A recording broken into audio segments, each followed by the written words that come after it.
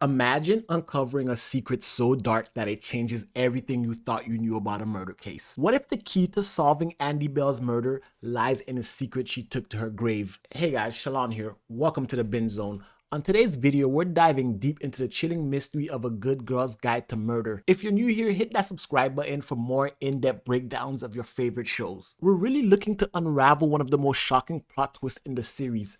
Andie Bell could have been pregnant. We'll be exploring three main points: her confrontation and her blackmail attempt with Mr. Ward, the disturbing possibility of the fact that her child may be her father's, or Sal believing that the kid was his, that's why he was willing to run away with her, or maybe even step up if the kid was not his and he was just caught between the entire scandal. If we look back at the story overall, Andie was going through some pretty extremes to get the money together to run away from her father, selling drugs, trying to extort money out of Mr. Ward, and her and Ravi feeling like they have to run away together and he's willing to leave his life behind to step up for her. Why exactly were they going so hard?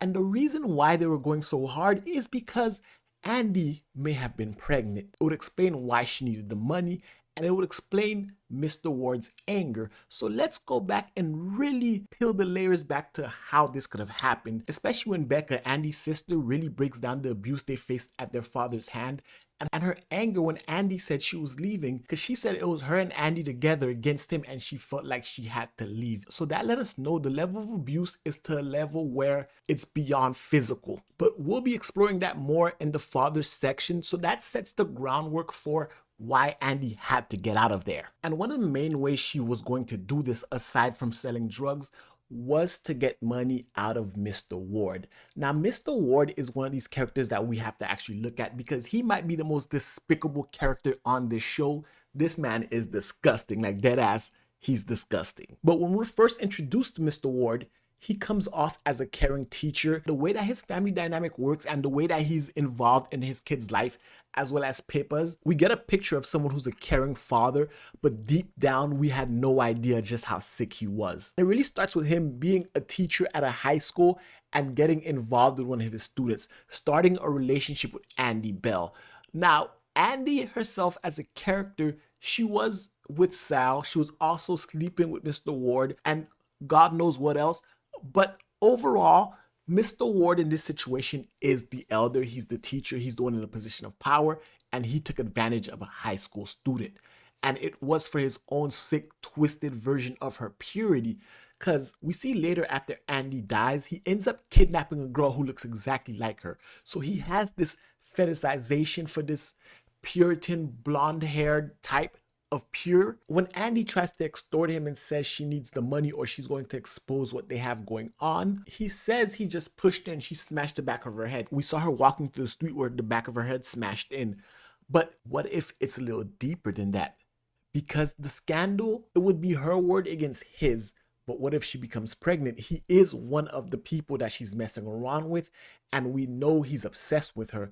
At that point, the proof is in the pudding. Not only is he involved with her, maybe he was the one that impregnated her. And now she needs hush money for the termination of the pregnancy. And he thought he killed her ultimately because he knew the damage that he had done. And then to cover his own ass, not only does he frame her boyfriend Sal, he also kills Sal and makes it look like a suicide. That in itself is totally fucked, but then he takes it a step further and kidnaps somebody else and keeps her caged up for God knows how long because she thought that was Andie after he believed he killed her. This man is a sick, sick, sick individual. And you would have never guessed it from his appearance. You would have never guessed it from the way his daughters behave, the relationship that he has with the neighborhood, how he made people feel safe, and he was somewhat supportive. Deep down inside, he's the PDF file, and he deserves everything he gets.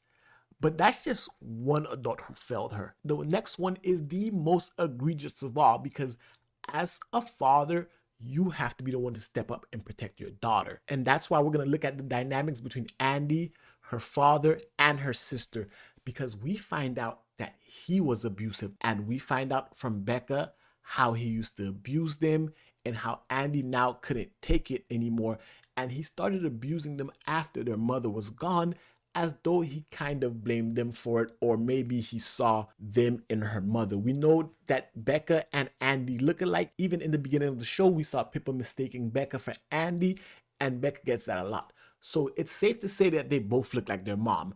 And if he's constantly reminded of their mom and how that made him feel, and not just that, if he's really abusive like he is and he's as sick as I think he is, he's not just going to stop at physical, like beating them abuse. He's going to take it to the SA levels as a father really crosses the, like, I don't even want to spend too much time talking about this part because this video might get demonetized. But him doing that and her seeking love from another adult male, that's how she ends up with Mr. Ward. But what if the father is the one who actually is impregnating her? What if it's his child? Now it gets complicated, it gets disgusting, and it gets to a territory that I really don't want to get there. But no, because of something physically abusive with the father, that she wants to get away.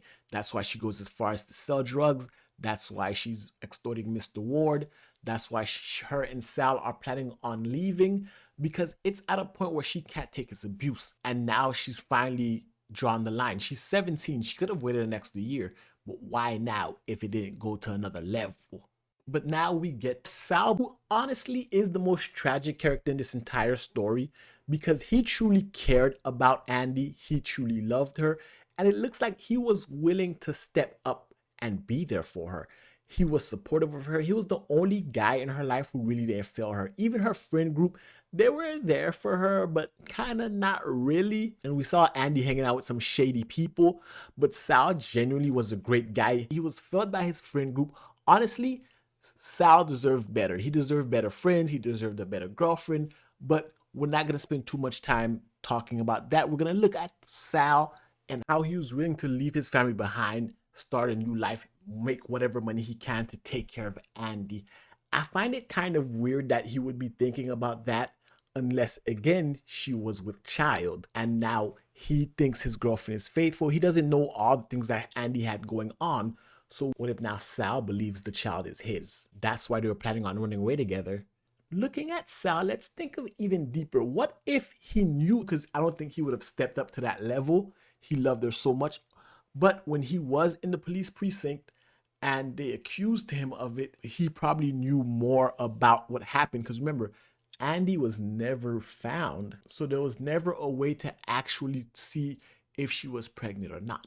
But if he knew, it would explain and justify his actions that much more, because that would show that she was with child, he knew it, and the fact that they're blaming him as though he could do that when he was stepping up for the woman he loved, no way. But ultimately, he was framed, and not only was he framed, he was killed, and then made it look like it was a suicide, even though years later Pippa stepped up, and Pippa's the hero of the story. Let's give her her props. She stepped up and cleared his name. He still lost his life and the love of his life. So when we see all these different motives come together, and we see her sister's reaction to her being left behind, and ultimately, even though Becca didn't kill her, she killed her. It was all of them that killed her, to be honest.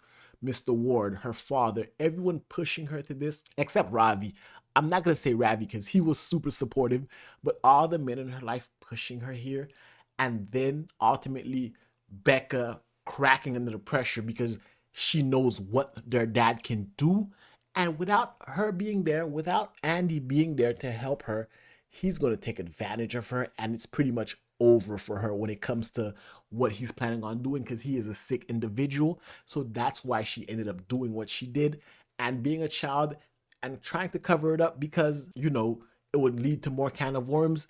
And the fact that Sal came up as the murderer kind of cleared her name, so she didn't really have to pursue it. Everyone failed her, let's be honest. But guys, that's just my thoughts on it. I'd love to hear your thoughts about it in the comment section below. And if you like this video, give it a thumbs up, hit the subscribe button, and until next time, binge on.